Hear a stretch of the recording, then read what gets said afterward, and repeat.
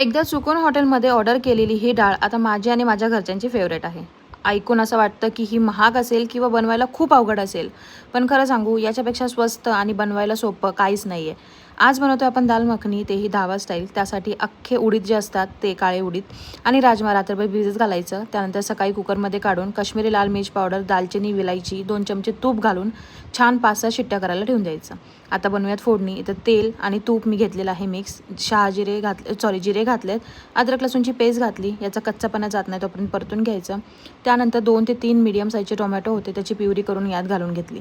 टोमॅटोची प्युरी घातल्यानंतर 2 मिनटं फक्त ह्याला परतायचं आणि लगेच घरातले सुके मसाले घालून घ्यायचे.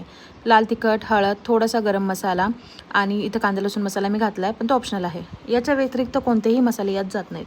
आता मसाल्याला तेल सुटेपर्यंत परतायचं आहे. तोपर्यंत इथं कुकर झाला आहे.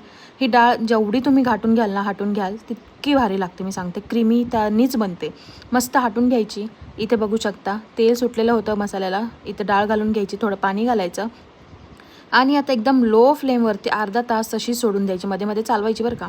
एक अख्खं क्रीमचं पॅकेट घातलं. नंतर 2-3 चमचे साजूक तूप, कसुरी मेथी आणि पुन्हा 10 मिनटं ह्याला मस्तपैकी झाकण ठेवून शिजवून घ्यायचं.